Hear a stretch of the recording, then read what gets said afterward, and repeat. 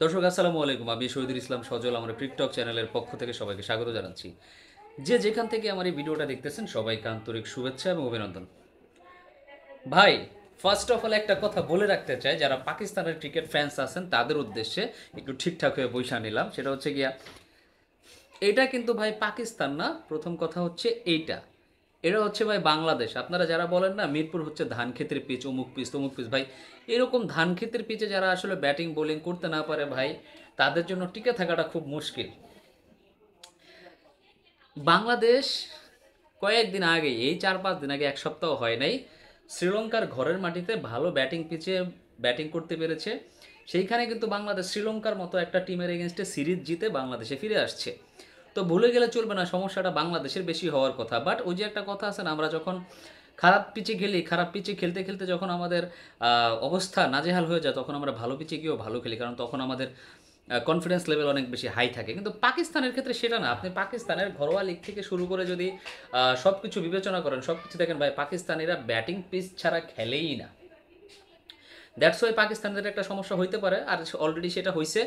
প্রথম টি-20 ম্যাচে বাংলাদেশের এগেনস্টে খেলতে এসে মিরপুরের এই ধানক্ষেতের পিচে পাকিস্তান 110 রানে অল আউট হয়ে গেছে, যেটা কিনা বাংলাদেশ এবং পাকিস্তানের মধ্যেকার ক্রিকেট ইতিহাসে এর আগে কখনোই পাকিস্তান বাংলাদেশের এগেনস্টে অল আউট হয় নাই।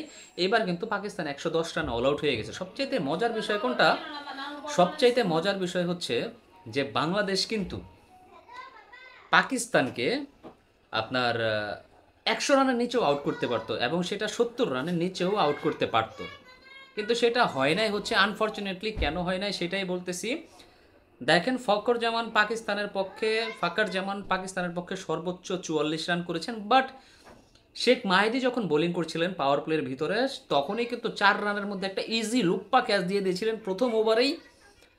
তাসকিন আহমেদ কি করছেন সেই ক্যাচটা আমি বুঝলাম না ভাই। এত রেগুলেশন একটা ক্যাচ, এত সিম্পল একটা ক্যাচ, এই ক্যাচটা ক্লাস 4-5-এর বাচ্চাও ধরতে পারে, বাট তাসকিন আহমেদ কিন্তু সেই জিনিসটা ধরতে পারেন নাই। তো যাই হোক, সেটা ধরতে পারেন না। যদি সেটা ধরতে পারতেন, আরও 40টা রান কম হইতে পারতো পাকিস্তানের স্কোরের সাথে, তাইলে পাকিস্তান 70 রানেই অল আউট হয়ে যাইতে পারতো।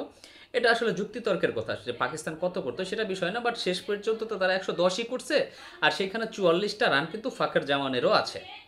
তো এই হচ্ছে বিষয়। তো আপনি চিন্তা করতে পারেন বা বলতে পারেন যে পাকিস্তান অনেক ভালো টিম। অবভিয়াসলি পাকিস্তান বাংলাদেশের চেয়ে অনেক ভালো টিম। কিছুদিন আগে তারা ঘরের মাটিতে বাংলাদেশকে একদম 3-0-তে হোয়াইট ওয়াশ করে দিচ্ছে। এই যে জুন মাসে, জুনের 1 তারিখেও মনে হয় লাস্ট একটা খেলা বাংলাদেশ খেলেছিল পাকিস্তানের এগেনস্টে। তো এখন কথা হচ্ছে দর্শক, এই যে বাংলাদেশ যে পাকিস্তানকে এইভাবে একটা ম্যাচ ঠ্যান ঠ্যান করে দিল, মানে আপনার আপনার কাছে কেমন লাগলো বিষয়টা? আমি কিন্তু ভাই বেশ এনজয় করছি, কারণ আমি আমি এটা বলতে পারতেছি যে আমার কাছে মনে হইতেছে যে পাকিস্তান এই 3 ম্যাচের যে টি-20 যে সিরিজটা খেলতে আসছে বাংলাদেশের এগেনস্টে, এটা বাংলাদেশ 3-0 ব্যবধানে জিতবে।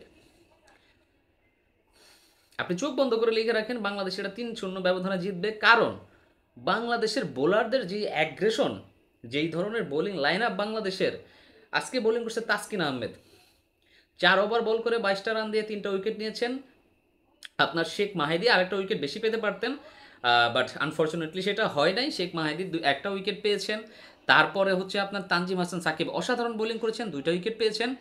মুস্তাফিজুর রহমানের কথা না বললেই না, 4 ওভার বল করে 6 রান দিয়ে 2টা উইকেট পেয়েছেন। মুস্তাফিজুর রহমানের উইকেট সংখ্যা 3টা হইতে পারতো, যদি না ফাহিম আশরাফের ওই যে লেগ বিফোরের আবেদনটা ছিল মুস্তাফিজুর রহমান সিগন্যালও দিয়েছেন লিটন কুমার দাসকে যে এটা যদি ব্যাটে না লাগে তাহলে শিওর আউট। বাট সেই জিনিসটা কিন্তু আপনার সাড়া দেন নাই, ক্যাপ্টেন মুস্তাফিজুর রহমানের ডাকে ওইভাবে সাড়া দেন নাই। বাট কিছুই করার নাই। যাই হোক, সেটা তার ভাগ্যে ছিল না, যেটা তার রিজিকে ছিল না, মানে উইকেটটা। তো সবাই এত দারুণ বোলিং করেছেন এই পিচে, যেখানে Pakistan 110 run all out. But এখন আসেন বাংলাদেশের চেসের ক্ষেত্রে। বাংলাদেশ চেসের ক্ষেত্রে কি করছে? তানজিদ হাসান তামিম আউট হয়ে গেছেন। লিটন কুমার দাসকে দেখে মনে হচ্ছিল অনেক বেশি আত্মবিশ্বাসী, বাট ওই যে আপনার কি বলে, সালমান মির্জার বলে স্লিপে একটা অসাধারণ ক্যাচ ধরেছেন আপনার আহ, আফ্রিদি, যার কারণে লিটন কুমার দাসকে ডাগআউটে ফিরে যেতেছে। বাট মজা লাগছে তাওহিদ হৃদয় এবং পারভেজ হোসেন ইমনের খেলা। দুইজনে মিলে দলকে একদম জয়ের দ্বার প্রান্তে নিয়ে গেছেন, 80 পার করে ফেলছেন। যখন জয়ের জন্য 30টা রান দরকার, তখন সেই মুহূর্তে তাওহিদ হৃদয় বোল্ড আউট হয়ে ফিরে গিয়েছেন। বাট ততক্ষণে যা হওয়ার তা হয়ে গেছে ভাই। বাংলাদেশ কিন্তু 5 ওভার বাকি থাকতে ম্যাচটা জিতে গেছে।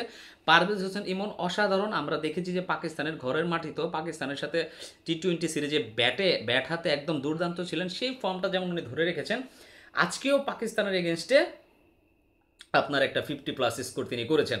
মানে অসাধারণ। এই যে বাংলাদেশের দুজন ওপেনার খেলেন, তানজিদ হাসান তামিম, পারভেজ হোসেন ইমন, এদের দুইজনের একজন যদি পারফরমেন্স করে দিতে পারে যে কোনো ম্যাচে, আপনি ফর শিওর থাকেন যে বাংলাদেশ ওই ম্যাচটায় বেশ ভালো খেলবে। কারণ শুরুটা কিন্তু ভাই প্রথম থেকেই কাউকে না কাউকে করতে হয়। সেই শুরুটা যদি বাংলাদেশ টিম পেয়ে যায়, তাহলে এই টিম, বাংলাদেশের এই টিম টি-20তে বেশ ভালো একটা টিম হইতে যাচ্ছে।